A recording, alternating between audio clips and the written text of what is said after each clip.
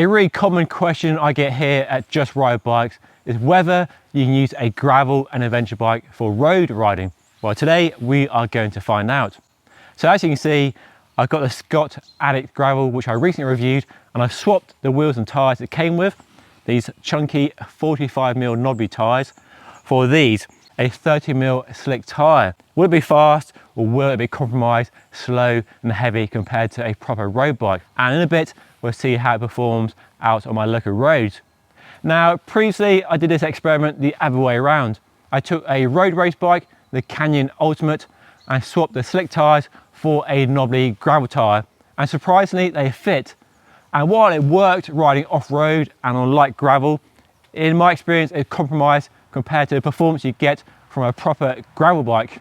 Now, just quickly, before I hit the road and go for a spin and see what this bike with these tyres is all about, it's worth talking about why this is such a popular question, using a gravel bike as a road bike. And I think it's all down to the versatility that a gravel bike on paper offers. Here is one bike that with two sets of wheels and tyres can do all the riding that most people might want to do. Road riding and then gravel riding and whatever you might consider in between. Some people might say, just buy a road race bike and a mountain bike and be done with. But for many people, especially roadies, a mountain bike is a step too far. All that technology, all that baggy shorts and beards and peaked helmets and riding double diamond black trails is a step too far. But a gravel bike is very familiar territory. Drop handlebars, similar gearing, just chunkier tyres, and you can ride everything on your doorstep, like gravel, bridleways, farm tracks, and of course, link it all together a road. And I think the other factor is that while road race bikes are highly appealing, for many people, they're not really the right sort of bike. The gearing too tall, the position too aggressive and slammed, and that's why endurance road bikes are so popular. But gravel bikes might be a better option than endurance bikes for many people. Similar geometry in many ways, even lower gearing, even wide tyre clearance, and the option to run a gravel tyre as well. So perhaps a gravel bike is a perfect road bike. Well, let's find out, go for a spin and see what it's all about. Right, here we go. Riding some of my favourite roads and routes in the Cotswolds and see how the bike on slick tyres performs. And unsurprisingly, it rides just like a road bike. Feels nice and quick, comes up to speed really well, holds its speed well too, nice and quiet, just feels really good. Definitely more endurance road bike than snappy road race bike though. Now of course, not all gravel bikes are cut from the same cloth. Some will be better or worse for a road bike. This Scott Addict Gravel is the perfect road gravel crossover. Got a lightweight, stiff carbon frame and fork, aero properties, integration, and it's just as fast on the road as it is off-road. And in my hands, in my experience, and using Strava, just as fast as my giant TCR Advance using the same wheels and tyres. The power required to ride on the road at 30 km/h is more or less the same. There's nothing in it. So yes, the gravel bike with slick tyres rides as fast as a road bike with very good road manners.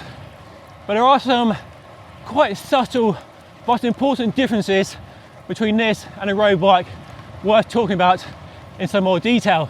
Now, one of the big differences between a gravel bike and a road bike is in the geometry, the angles and measurements to give the bike the handling you expect on a road or trail. And we can use my favorite website, Geometry Geeks, to do a small comparison between this, a size 56cm Scott Addict Gravel, and a typical road race bike, so a Specialized Tarmac SO7 of the same size, and a typical endurance bike, the Trek Domani SLR, to see where the differences are and where the gravel bike sits in this spectrum. So looking at numbers, we can draw a conclusion that a gravel bike is much closer to an endurance bike in all the main numbers, especially a stack, so much higher at the front for a higher, more relaxed riding position. The wheelbase is also on the long side, longer than an endurance bike, and the head and seat angles are slacker than that endurance bike as well. Although the reach of this bike is almost the same as that tarmac, so quite long in the top tube,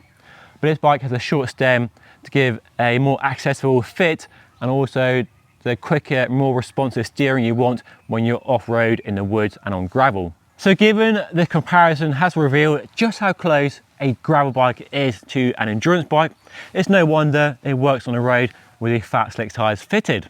You could go much faster with tyres, put a nice Ren Hurst on there, 35 or 42 mil, really slick tyre, or even a gravel tyre with a slick centre section like a Pathfinder from Specialized.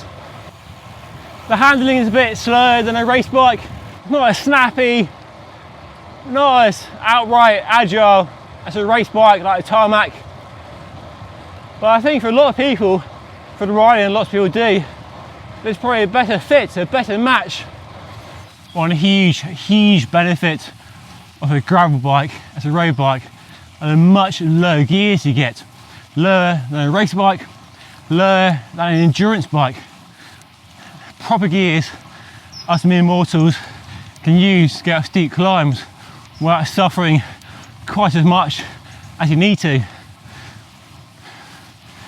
Now, one reason why road bikes are so fast is the taller gearing they have for the high speeds they are designed for. Endurance bikes have low gears, but gravel bikes have even lower gears. Here we have a 2x setup. Many gravel bikes have 1x, which works really well off-road, but can be a bit compromised on road. So 2x setup probably is a better option for riding on the road.